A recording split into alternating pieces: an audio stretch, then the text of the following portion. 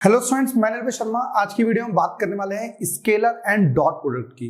CBSE में जो ये टॉपिक होता है वो इतना इजी आता है कि बच्चे बहुत जल्दी कम टाइम में पढ़ के भी क्वेश्चन को बड़े आराम से अटेम्प्ट कर सकते हैं। तो ध्यान से सुनना और उसके नोट जरूर बनाते रखना कि जिससे कि आप पेपर से पहले रिविजन इजीली कर पाए। तो स्टार्ट करते हैं। एक ऑब्जेक्ट आपके पास ओ से स्टार्ट हो रहा है और ओ से जा रहा है अलोंग ए की तरफ, ठीक है। और दूसरा आपके पास है जो O से आ रहा है B की तरफ। तो इस चीज को आपने रिप्रेजेंट कर रखा है A वेक्टर से और इसको रिप्रेजेंट कर रखा है B वेक्टर से, ठीक है भाई। तो आप कह सकते हो OA वेक्टर को आपने रिप्रेजेंट कर रखा है किसी से A वेक्टर से और OB को रिप्रेजेंट किया हुआ है आपने B वेक्टर से, ठीक है भाई। चलिए, इन दोनों के बीच में जो एंगल है वो है थीटा। अब आपको करना क्या होता है, आपको बताना है स्केलर प्रोडक्ट का मतलब क्या है। देखो, प्रोडक्ट का मतलब होता है मल्टीप्लाई। मतलब जब मैं दो वेक्टर को मल्टीप्लाई कर रहा हूं तो उसका रिजल्ट क्या आएगा। तो लिखते कैसे हैं, A vector dot B vector is equals to modulus of A vector. Modulus का मतलब magnitude of A vector, B vector का मैग्नीट्यूड, और साथ में जो एंगल आ जाता है वो आता है angle theta, that is cos theta. तो कॉस थीटा का जो थीटा है, जो theta is the angle between A vector and B vector. ये एंगल कुछ भी हो सकता है, मींस 0 से लेके पाई के बीच में। यदि आपके पास ये एंगल 90 होता है तो आपको शक्ल कुछ इस टाइप से दिखाई देगी। ये ए वेक्टर इधर बन जाएगा, ये बन जाएगा बी वेक्टर। तो आपके पास ये एंगल कितना हो गया, 90। इसे आप क्या बोल सकते हो, ये बोल सकते हो A vector is perpendicular to the B vector. तो परपेंडिकुलर वर्ड यूज किया जा सकता है, ठीक है। और ऑर्थोगोनल भी आपने गोनल वर्ड भी यूज किया जा सकता है। मतलब A and B are orthogonal, that means दोनों के बीच का एंगल कितना है, 90 है, ठीक है।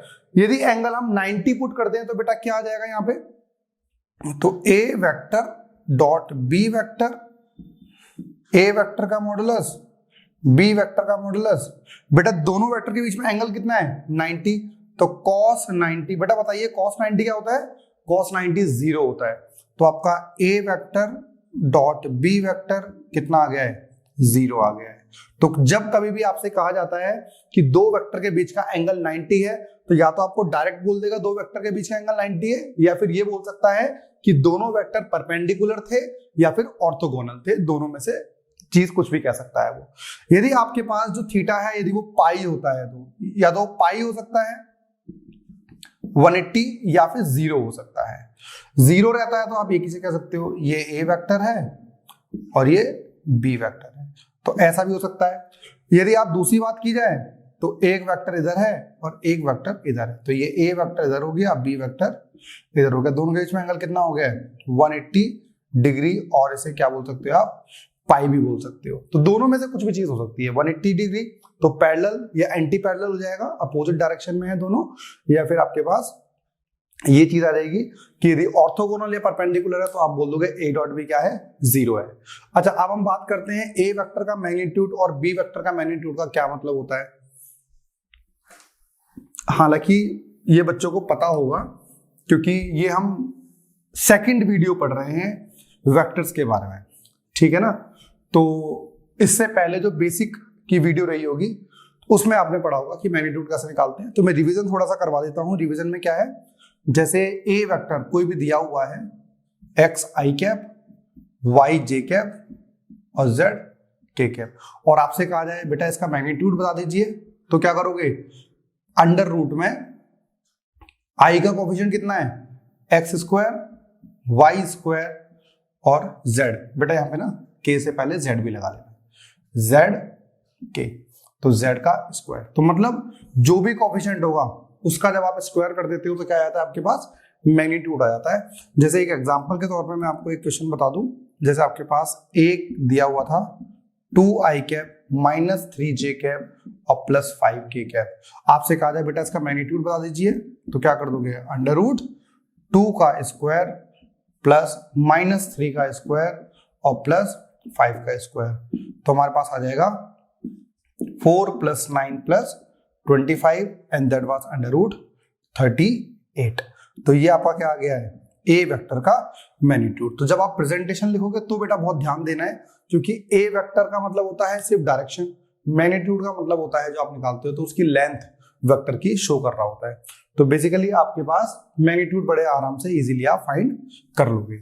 आइए आप थोड़े से कंक्लूजन और निकालते हैं इस फॉर्मूले से जो आपने पढ़ा है। ये फॉर्मूला क्या पढ़ा है भाई आपने फॉर्मूला पढ़ लिया है, A vector dot B vector is equals to A का मॉडुलस बी का मॉडुलस कॉस थीटा।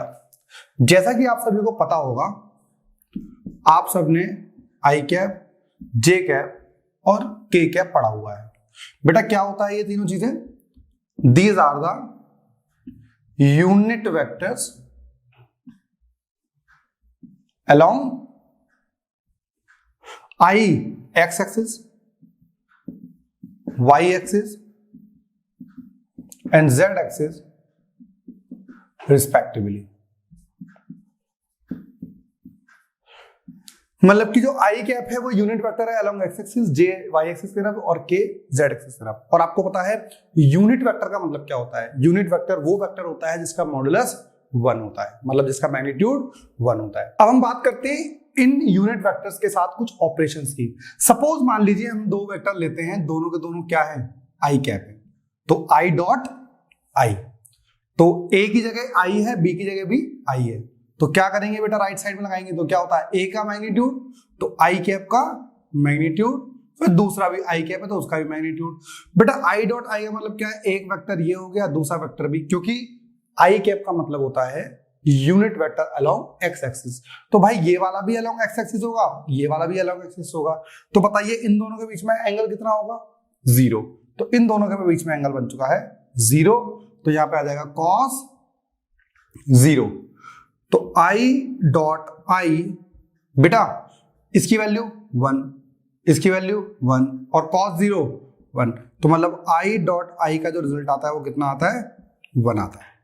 सिमिलरली आप देखोगे यदि j इधर रहता है, दूसरा वाला भी आपने क्या ले लिया, j ले लिया है, तो यहां पे थीटा कितना हो गया है, 0। तो इसी तरीके से जब वैल्यू पुट करोगे j डॉट j का मैग्नीट्यूड cos 0, इसकी वैल्यू भी कितनी आ जाएगी, 1। तो j डॉट j भी कितना आ गया है, 1। तो ये आपको याद रखना है, स्केलर प्रोडक्ट में i dot i, j dot j और k डॉट k, इन सब की वैल्यू 1 होती है, जो कि हमने यहां भी प्रूफ किया है, यहां पर भी प्रूफ किया है और k के लिए भी प्रूफ हो सकता है। तो जब कभी भी आपके पास दो सेम वेक्टर्स हैं, मतलब सेम आपके यूनिट वेक्टर्स का डॉट निकाल रहे हो आप, तो उन सब की वैल्यू 1 रहेगी। आइए थोड़ा सा यूज करते हैं इस कंटेंट को, किस तरीके से आप इसे यूज कर पाओगे। पहले इसे लिख लीजिए और इसके नीचे लिखना आप एग्जाम्पल, कैसे समझते हैं इन चीजों को। ओके, एग्जाम्पल के तौर पे हम देखते हैं, जैसे कभी भी आपके पास कोई कहते बेटा 7 आई कैप डॉट 5 आई कैप, इन दोनों को मल्टीप्लाई कर दीजिए, तो बेटा क्या होगा, 7 × 5 35 और आई डॉट आई, तो आई डॉट आई, इन दोनों की वैल्यू कितनी है बेटा, अभी देखा हमने लिखा था 1, तो इसकी वैल्यू 35 ही आ जाएगी।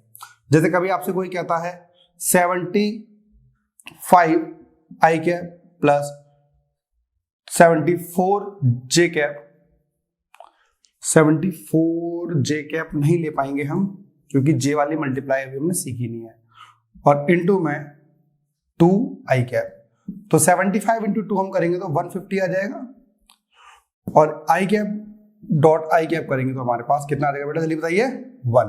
तो 150 इज द आंसर। आपको इस चीज से एक और चीज समझ में आएगी, क्या हम पढ़ रहे हैं स्केलर प्रोडक्ट। देखो हमने पढ़ा था दो टाइप की क्वांटिटीज होती हैं, एक तो स्केलर क्वांटिटीज और दूसरी वेक्टर क्वांटिटीज। जब ये स्केलर प्रोडक्ट है तो इसका जो आंसर आना चाहिए वो भी क्या आना चाहिए, स्केलर आना चाहिए। तो देख रहे हो, दो वेक्टर को अपने मल्टीप्लाई करा, लेकिन जो रिजल्ट आ रहा है वो स्केलर आ रहा है, मतलब आई कैप गायब हो गया है रिजल्ट में से। बात समझ में आई नहीं आई? तो जनरली स्केलर प्रोडक्ट का मतलब ये भी है जो रिजल्ट आता है वो हमेशा स्केलर ही रहेगा। चलिए, दो सेम यूनिट वेक्टर होंगे तो उनका डॉट प्रोडक्ट बना रहा है। और कुछ लेके देखते हैं। सपोज एक ले लेते हैं हम आई कैप और दूसरा ले लेते हैं हम जे कैप। तो आई कैप बेटा रहेगा इधर और जे कैप रहेगा बेटा इधर। बताना इन दोनों के बीच में एंगल कितना होगा, 90 डिग्री। तो आप लिखोगे आई कैप का मॉडुलस जे कैप का मॉडुलस cos 90। तो बेटा I dot J is equal to इसका मैग्नीट्यूड 1 इंटू 1 cos 90 इज 0। तो I डॉट J कितना आ रहा है बेटा, 0 आ रहा है।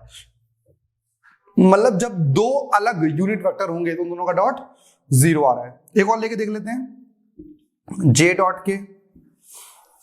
तो J वेक्टर आपके पास इधर मान लेते हैं, मतलब ऐसे ही आई एक्सिस उसके तरफ होगा, वाई एक्सिस की तरफ। तो J आपने ले लिया है इधर और K क्या होता है उसके परपेंडिकुलर, मतलब ये। तो यहां पे भी क्या होगा, जो आप वेक्टर निकालोगे उसके बीच का एंगल भी क्या होगा, 90 डिग्री होगा। मतलब J ऐसे होता है, मैं आपको वैसे बताऊं 3D में। तो J होगा अलोंग वाई एक्सिस और एक्स एक्सिस ऐसे होगी और जेड एक्सिस कैसे रहती है इधर। तो वाई एक्सिस और जेड एक्सिस के बीच में एंगल कितना दिख रहा है आपको, 90। ये डायग्राम में आपको सही से समझ में नहीं आएगा पर मैंने आपको 3D में बताया। J और K का मैग्नीट्यूड cos 90 और cos 90 क्या होता है बेटा, फिर से 0।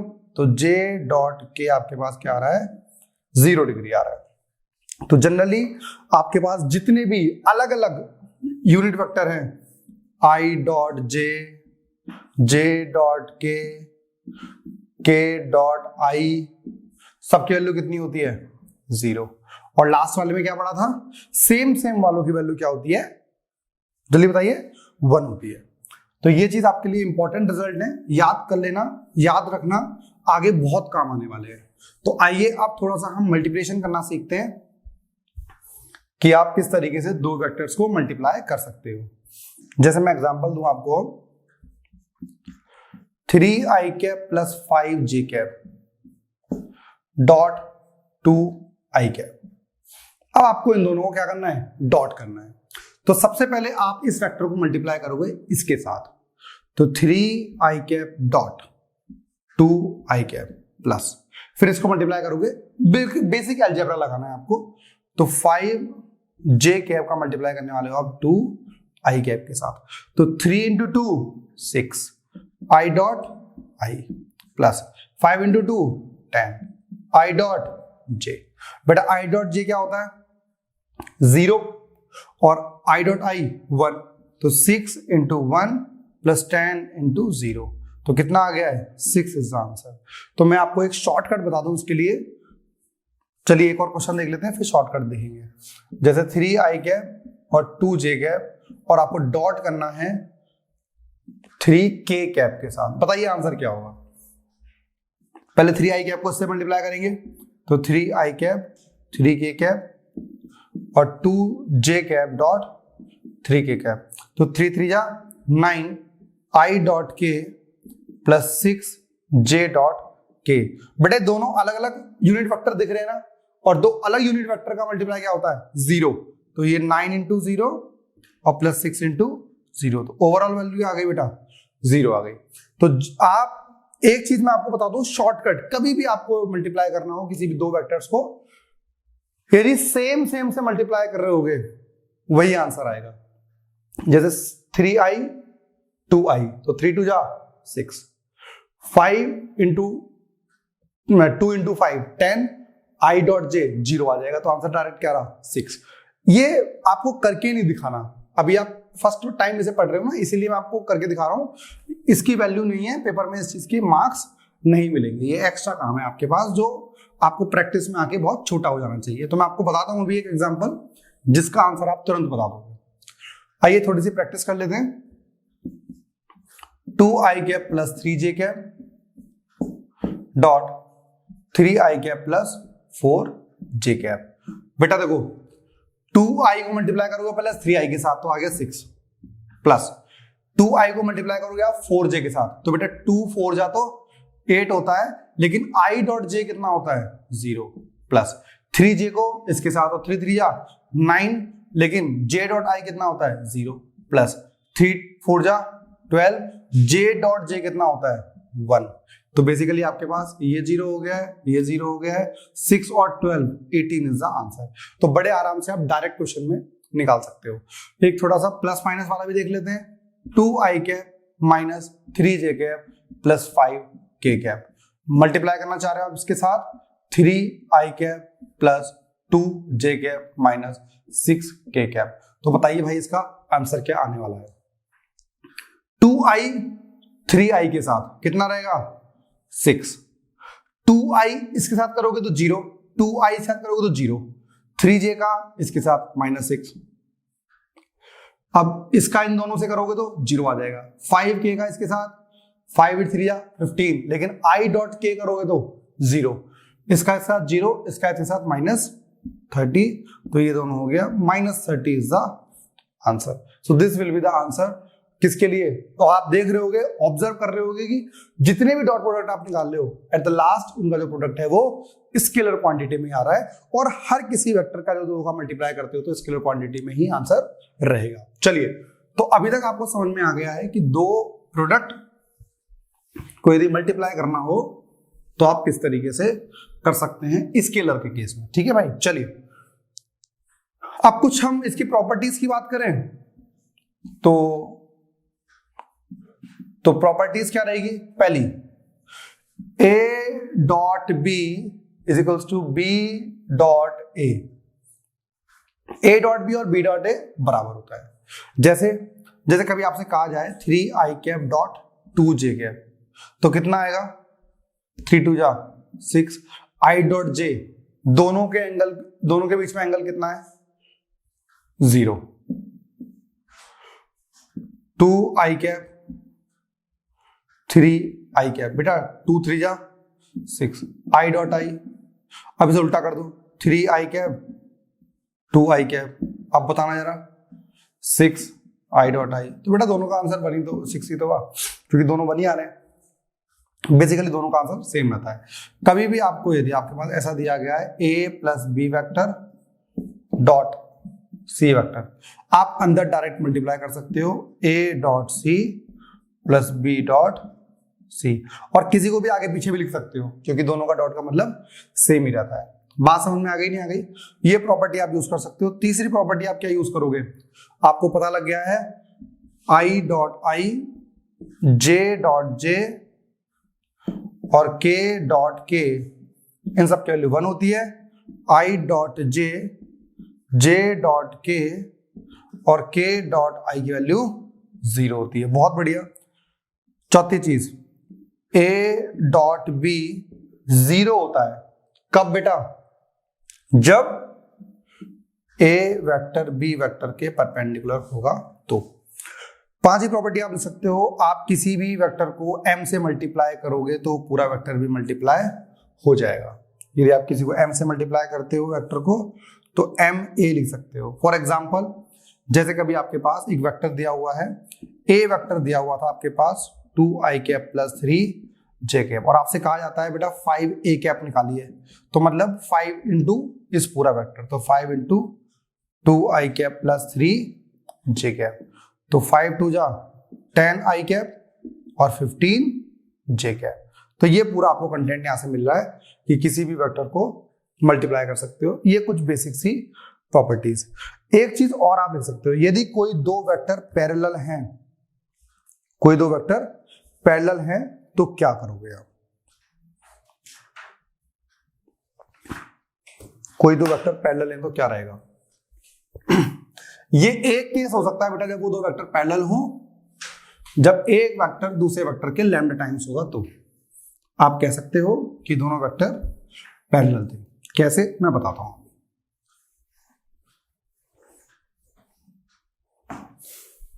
नेक्स्ट प्रॉपर्टी है, if a vector is equals to lambda times of b vector, तो मतलब b वेक्टर के लैम्डा टाइम्स है। जैसे फॉर एग्जांपल हम बात करते हैं, a वेक्टर हमें दिया हुआ था 2i कैप 3j कैप और 5k कैप, b वेक्टर हमारे पास दिया हुआ था 6i कैप 9j कैप और 15 k कैप।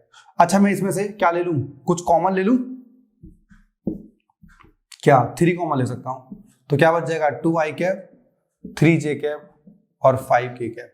बट आपको शक्ल दिख रही है किसी चीज की, हाँ ये a वेक्टर की शक्ल है, तो b vector is equal to 3 times of a vector, that means a and b are parallel vectors. तो a और b आर पैरेलल वेक्टर्स हैं, ये आप कह सकते हो। ठीक है भाई, चलिए नेक्स्ट प्रॉपर्टी की हम बात करते हैं। कभी भी यदि आपको दो वेक्टर का स्क्वायर करना है, फॉर एग्जांपल जैसे आप चाहते हो, अच्छा एक चीज और इससे पहले लिख लो, a डॉट a क्या होता है, इसको आप a मॉडुलस ये लिख सकते हो। इसका मतलब सिंपल ये है, मतलब कभी किसी दो वेक्टर सेम वेक्टर का मल्टीप्लाई कर रहे हो तो मतलब जो उसका मैग्नीट्यूड आता वही आएगा। यार आप बड़ी चीज आप मानते नहीं हो, प्रूव करना पड़ता है मुझे।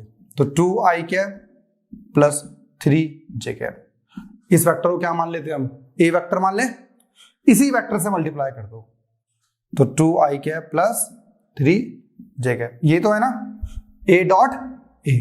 अब बताइए 2i को मल्टीप्लाई करो जरा इससे, तो कितना आ जाएगा, 2 का स्क्वायर प्लस 2 का जब 3 से करोगे तो 0 आ जाएगा, क्यों, क्योंकि यहाँ पे i है और यहाँ j है। 3 का इससे करोगे तो 0 आ जाएगा, 3 का इससे से आएगा तो क्या आएगा, 3 का स्क्वायर। तो दिस इंटू दिस, ये क्या आ रहा है, ये आ रहा है ना। और वैसे मॉडुलस ऑफ a क्या होता था, अंडर रूट, यदि मैं इसका स्क्वायर कर दूं तो हमारे पास सेम चीज आ जाएगी। तो आपके पास होता क्या था, यदि इसका वैसे निकालते मॉडुलस ऑफ a निकालते तो क्या आता, अंडर रूट 2 का स्क्वायर प्लस 3 का स्क्वायर, ये तो करते जो ये आपके पास वेक्टर दिया होता है उसका स्क्वायर और इसका स्क्वायर, ये आता। यदि मैं दोनों साइड स्क्वायरिंग कर दूं तो क्या हो गया, मॉडुलस ऑफ a का स्क्वायर इज इक्वल टू 2 का स्क्वायर प्लस 3 का स्क्वायर, यही तो है ये।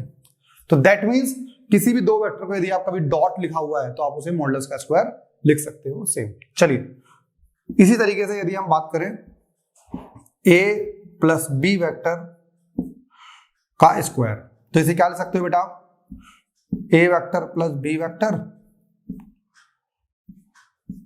Dot a vector plus b vector. क्यों भाई, स्क्वायर है ना, तो a डॉट a, तो a dot a dot b, b dot a और b डॉट b। हाँ है ना,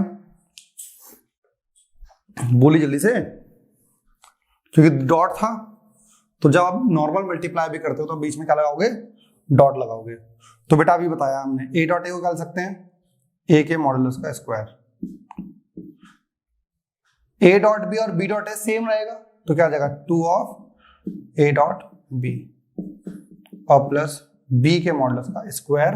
तो a modulus plus b modulus का मतलब होता है simple general formula, but 2ab की जगह a डॉट b रहता है। यदि यहां पर ही a vector minus b vector का होता तो होता a का modulus minus 2a dot b है और प्लस b वेक्टर का स्क्वायर। सिमिलरली क्यूब का होगा तो क्यूब का लगा लोगे, और कोई फॉर्मूला होगा, एक फॉर्मूला और यहाँ पे इस पूरे चैप्टर के अंदर फेमस है जो आप यूज करोगे, आपको याद होगा, a vector plus b vector plus c vector का स्क्वायर। तो क्या ले सकते हो भाई आप इसे, a का स्क्वायर, b का स्क्वायर, c वेक्टर का square plus 2 into a vector dot b vector, b vector dot c vector और c vector dot a vector. ये आपके पास दिया हुआ है किस चीज के लिए, और एक और फॉर्मूला होता है आपको याद होगा,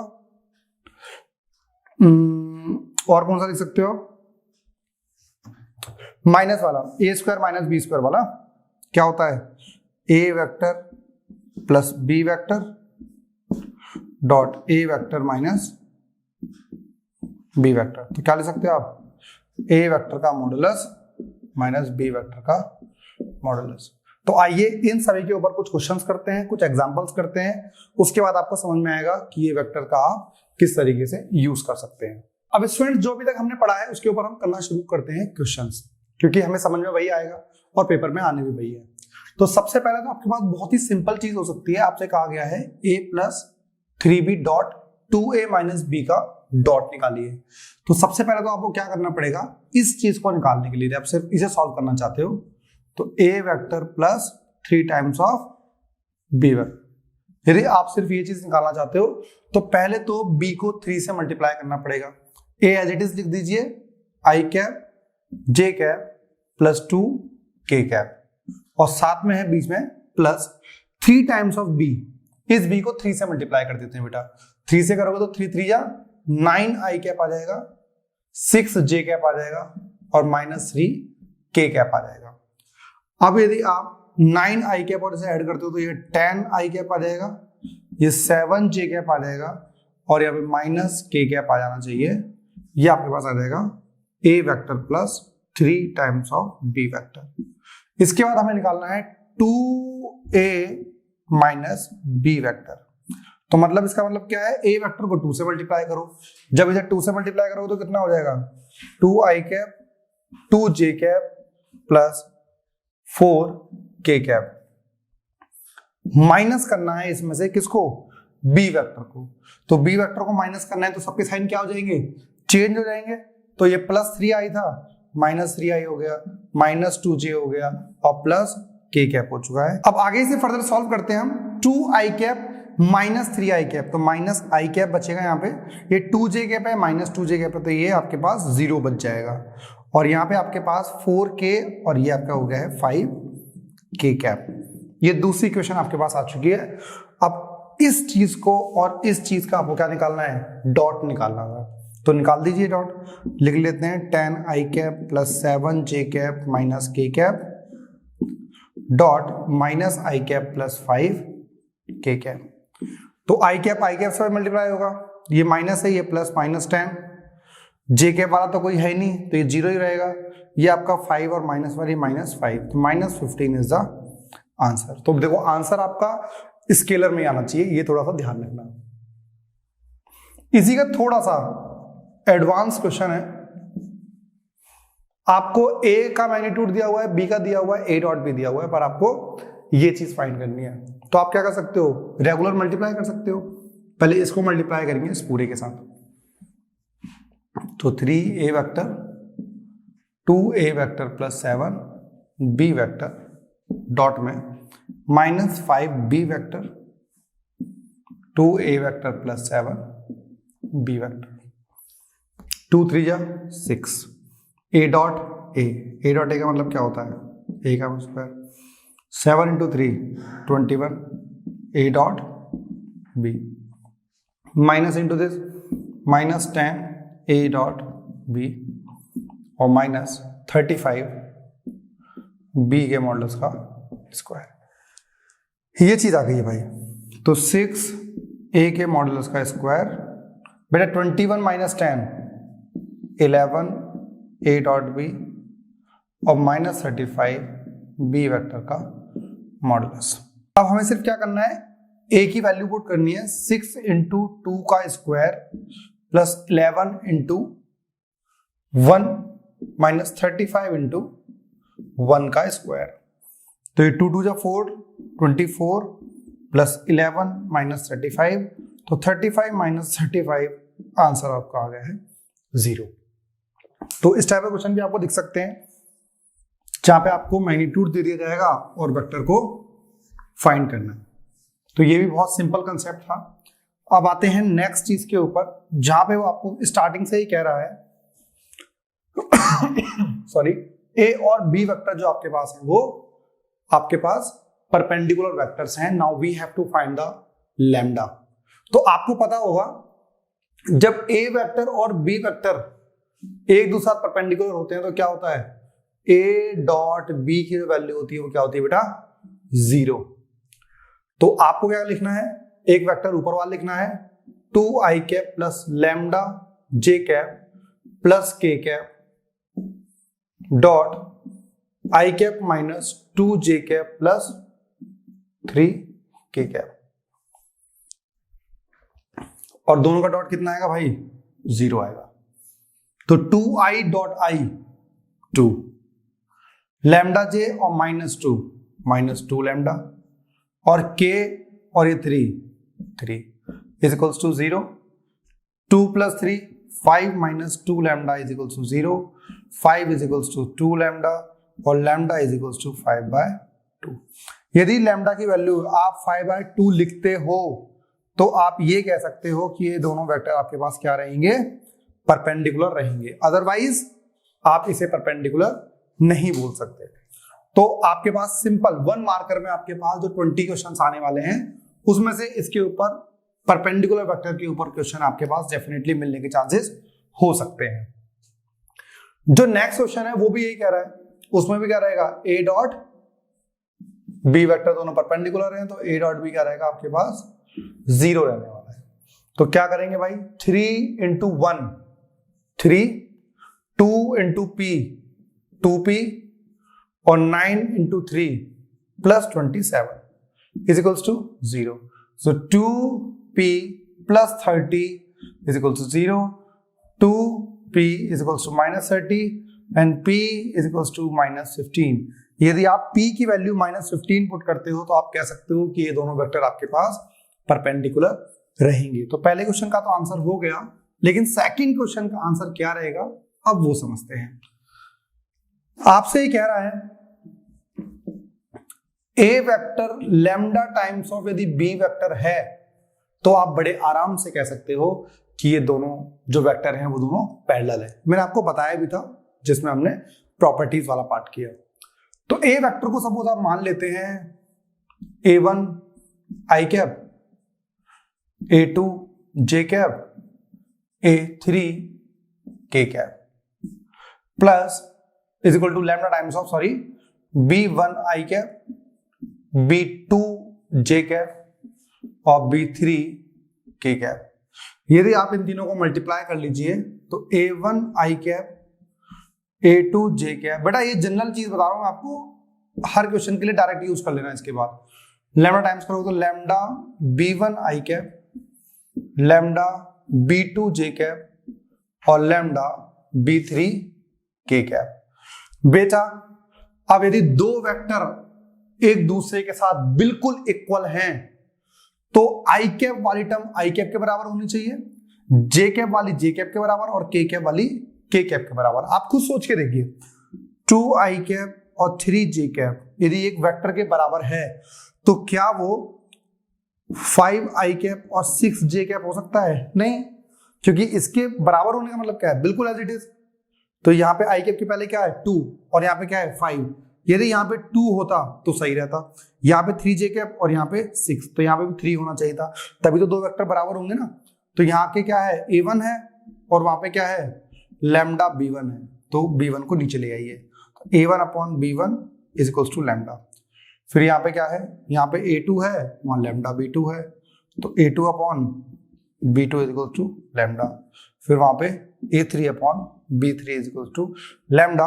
तो मतलब कि कंडीशन क्या आ गई है, A1/B1, A2/B2 और A3/B3 इक्वल्स टू लैम्डा। मतलब इन तीनों का जब रेशियो करोगे तो वो तीनों सेम आते हैं, और यदि सेम आते हैं तो मतलब वो पैरेलल वाली कंडीशन को सेटिस्फाई कर रहे हैं। तो आइए अब इसमें देख लेते हैं। P तो आपका निकल गया है, नहीं P तो निकालना है मेरे भाई, क्योंकि वो परपेंडिकुलर का निकला था। अब फॉर पैरेलल A1/B1 तो 3/1, A2/B2 तो 2/P और 9/3, तो 9/3 से काट दोगे तो कितना आएगा भाई, ये 3/1 ही आ रहा है, तो 3 is equals to 2/P is equals to 3। किसी भी दो को इक्वल पुट कर लीजिए तो क्या रहेगा, ये इधर आ जाएगा, 3P is equals to 2, P is equals to 2/3। यदि P की वैल्यू 2/3 रहती है तो आप ये कह सकते हो कि वो दोनों लाइन पैरेलल हो जाएंगी। बात समझ में आई नहीं आई? तो पैरेलल की कंडीशन अलग निकाली हमने और परपेंडिकुलर की कंडीशन हमने अलग निकाली है। आइए एक छोटा सा क्वेश्चन और देखते हैं जिसमें वो आपसे बोल रहा है कि बताइए ये दोनों आपके पास परपेंडिकुलर होंगे या नहीं, प्रूव कीजिए। होंगे या नहीं बोलता है, तो चेक करना है, और यदि कहता है प्रूफ कीजिए तो प्रूफ कर देना आप अपने आप मल्टीप्लाई करके। जैसे एक बहुत ही बेसिक क्वेश्चन दिया हुआ है आर.डी. शर्मा के अंदर, एनसीईआरटी के काफी सारे क्वेश्चंस हो जाएंगे, मैं आपको भी चेक कराऊंगा कि एनसीईआरटी का हमने ये भी खत्म कर लिया है, ये वाला क्वेश्चन भी एनसीईआरटी से हो गया है, तो मतलब आप वो भी एनसीईआरटी भी खत्म करते जा रहे हो साथ साथ। जैसे उन्होंने बहुत ही एक सिंपल क्वेश्चन दिया हुआ है, लिख लीजिए साथ साथ, A vector is equals to 5 1 minus 3 5 I cap minus J cap minus 3 K cap. B vector की यदि हम बात करते हैं तो क्या दे रखा है बेटा, 1 3 minus 5 I cap 3 J cap minus 5 के cap. And now you have to show that A vector plus B vector and A vector minus B vector are perpendicular to each other। बेटे प्रूव करना है आपको, तो prove करने के लिए simple क्या करोगे आप, पहले तो A प्लस बी निकालिए, तो A vector plus B vector, 5 plus 1 6 I cap plus 2 J cap और माइनस 8 के कैप। ए माइनस बी, इसमें से इसको माइनस करना है, तो 5 minus 1 4 I cap, this minus 4 J cap, और ये तो प्लस हो जाएगा, ये प्लस 2 के कैप। यदि दोनों परपेंडिकुलर हैं तो क्या रहेगा, A vector plus B vector dot A vector minus B vector, इन दोनों का डॉट क्या होना चाहिए, 0 होना चाहिए। तो क्या आ रहा आपके पास, देखिए 6 I cap plus 2 J cap minus 8 K cap dot 4 I cap minus 4 J cap plus 2 K cap. बेटा 6 I cap into this 24, 2 J cap into this minus 8 और ये माइनस 16, तो 24 minus 8 minus 24 is equal to 0। मतलब इन दोनों का जो dot आ रहा है वो 0 आ रहा है, इसका मतलब ये है कि ये परपेंडिकुलर हैं।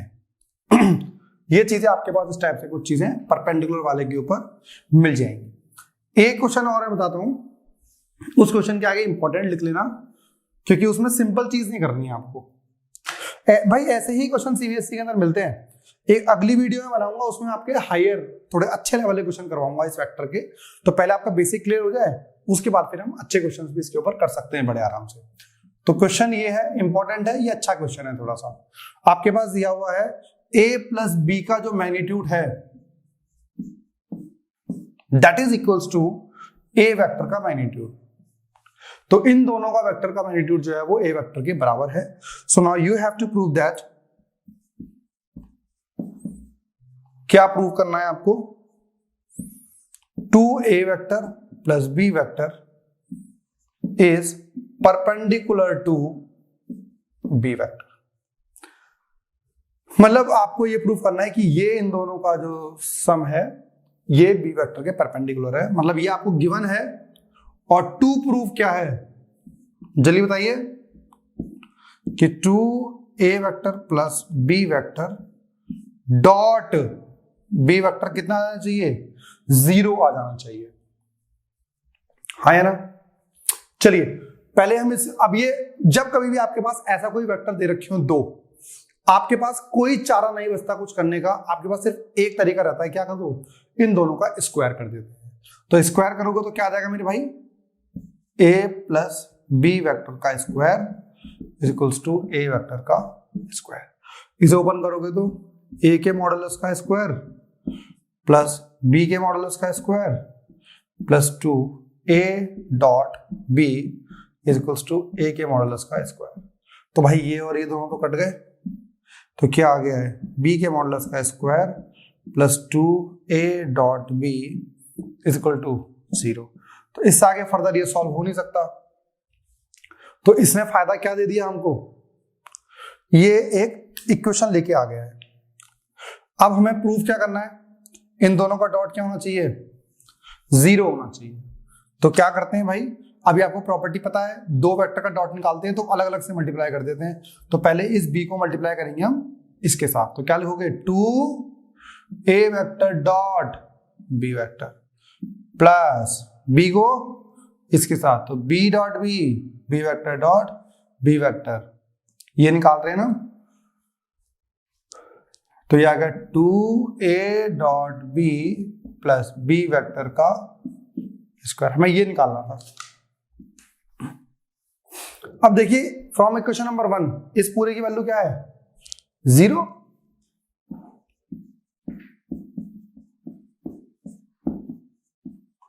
इस पूरे की वैल्यू क्या है भाई 0, तो इस पूरे की जगह क्या लिख सकते हैं हम 0 लिख सकते हैं। तो इससे क्या प्रूव हो गया कि इन दोनों का जो डॉट है वो क्या आ गया है 0 आ गया है, और डॉट 0 तभी आता है जब वो दोनों वेक्टर परपेंडिकुलर होते हैं। तो इस चीज से, इस क्वेश्चन से आपने दो चीजें सीखी हैं। पहली चीज, कभी भी आपके पास जब इक्वल में दो चीज दे रखी हो तो स्क्वायरिंग करो या क्यूब करो। स्क्वायरिंग करोगे, स्क्वायरिंग करने के बाद आपके पास इक्वेशन आ गई, और दूसरी चीज आपको प्रूव करनी थी, तो सिंपल सी चीज से जो आप सॉल्व कर सकते हो। ठीक है भाई, आइए नेक्स्ट क्वेश्चन देखते हैं, क्योंकि हमने एक और आईडेंटिटी पढ़ी थी, याद होगा आपको, a vector plus b vector plus c vector का होल स्क्वायर। तो भाई आपके पास दिया हुआ है if a vector plus b vector plus c vector is equal to 0 दे दिया गया है, a वेक्टर का मॉडुलस 3 दिया है, b वेक्टर का मॉडुलस 5 दिया है, और c वेक्टर का मॉडुलस 7 दिया है, और आपसे कहा जाता है find a vector dot b vector, b vector dot c vector, और c vector dot a vector. तो बड़े आराम से क्या कर सकते हो भाई, आप क्वेश्चन को सॉल्व कर सकते हो, हाँ या ना। तो ये बड़े आराम से चीजें निकाली जा सकती हैं, और आपसे कहा जा रहा है, एक तो चीज ये हो गई है, तो पहला पार्ट इसका ये है कि फाइंड कीजिए ये क्या है, ठीक है। दूसरी चीज आपको फाइंड करनी है, फाइंड द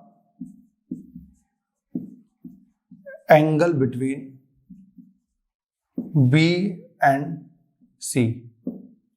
तीसरी चीज, find the angle between A vector and C vector. समझ गए भाई आप? तो A और C के बीच में, B और C के बीच में आपको एंगल निकालना है, और A और B के बीच में भी आप एंगल निकाल सकते हो। तो सबसे पहले हम बात करते हैं पहले पार्ट की, तो पार्ट 1, ये भी इंपॉर्टेंट क्वेश्चन है, आपके पास CBSE में इस टाइप से एक आया हुआ है। चलिए सबसे पहले हम बात करते हैं इस चीज की। तो ये आप देख रहे होगे ABC है, तो क्या कर सकते हो आप, A vector plus B vector plus C vector का होल स्क्वायर लिख सकते हो।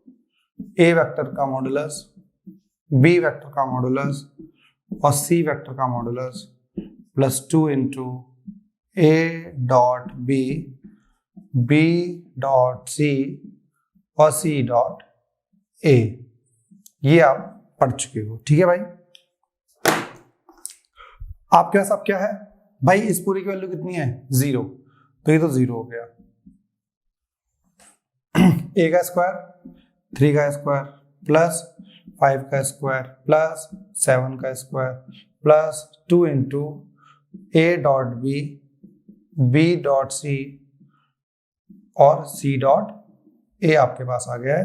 तो बेटा ये 3 का स्क्वायर 9, ये 25, और ये 49, तो 9, 25, 49, तो आप इसे ऐड करोगे तो 9, 18, और ये 23, 2 इधर 6 और 8, 83 आपके पास आ गया, ठीक है भाई।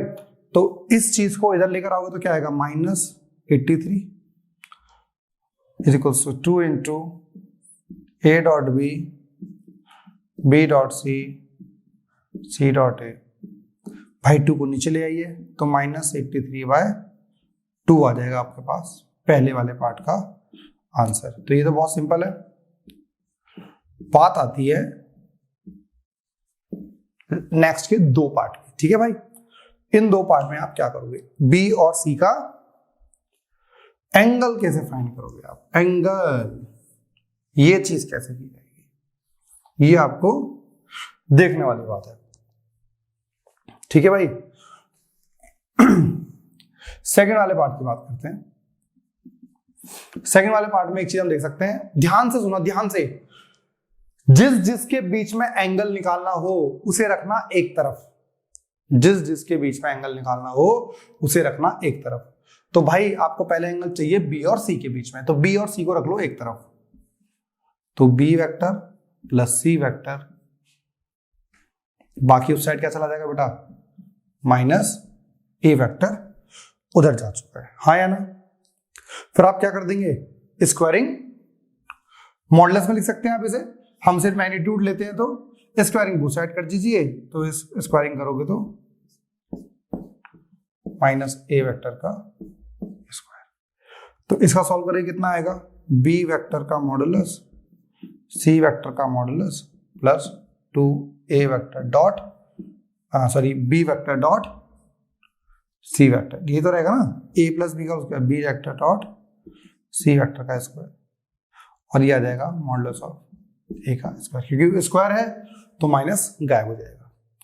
बी वेक्टर का मॉडुलस का स्क्वायर बताइए कितना है, 5, तो 5 का स्क्वायर प्लस 7 का स्क्वायर प्लस 2 इंटू, बेटा बी डॉट सी को क्या लिख सकते हो, आपको याद होगा स्टार्टिंग में हमने पढ़ा था, A vector dot B vector is equal to A vector का मॉडुलस बी वेक्टर का मॉडुलस कॉस थीटा।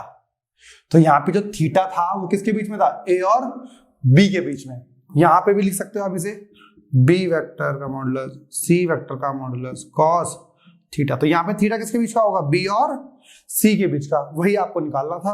और ए का मॉडुलस बताइए बेटा जल्दी से, 3 का स्क्वायर, तो 3 का स्क्वायर, तो इसे उधर ले जाइए आप, तो 2 इंटू बी की जगह कर सकते हो बेटा 5, व्हाट इज सी की जगह 7, cos theta is equal to 9 minus 25 minus 49। ये आपके पास बेसिकली कंडीशन आ चुकी है। तो आप ऐड कर लीजिए भाई से, कॉस थीटा क्या बचा, इसे सॉल्व करते हैं, ये 49 और ये ऐड करोगे तो कितना आ जाएगा 40, क्योंकि माइनस है और ये प्लस है, तो minus 40 minus minus plus minus 65 upon में कितना आ जाएगा, 2 इंटू 5 अपॉन में आ रहा है 70, काटोगे आप इसे कट जाएगा 5 से 13 और ये कितना 14 आ जाएगा। तो theta is equals to cos inverse minus 13/14। So this is the angle between, किस किस के बीच का एंगल आया बेटा आपके पास, ये बी और सी के बीच का।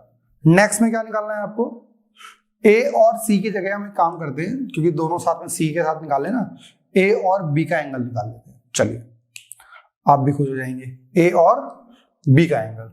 तो मैंने आपसे क्या बोला, जिस जिसके बीच में एंगल निकालना होता है उसको एक तरफ रखेंगे, एक साइड रखेंगे, तो एक साइड रख दो भाई से, किसको रखना है एक साइड, ए और बी को, ए और बी को एक तरफ लिख दीजिए, तो A vector plus B vector is equals to minus C vector, squaring both side, तो ए प्लस बी का स्क्वायर कर देंगे और माइनस सी वेक्टर का स्क्वायर कर देंगे, तो ए वेक्टर का मॉडुलस बी वेक्टर का modulus plus 2 A vector dot B vector और सी वेक्टर का स्क्वायर। तो बेटा बताइए कितना है ए वेक्टर का, 9 प्लस 25 प्लस 2, क्या लिख सकते हैं, A vector dot B vector का मॉडुलस, ए वेक्टर का कितना 3 और बी का 5 cos theta is equals to 7 का स्क्वायर मतलब 49। तो 2 3 जा 6, 6 5 जा 30 cos theta is equal to 49 minus कितना हो जाएगा बेटा 34, हाँ या ना।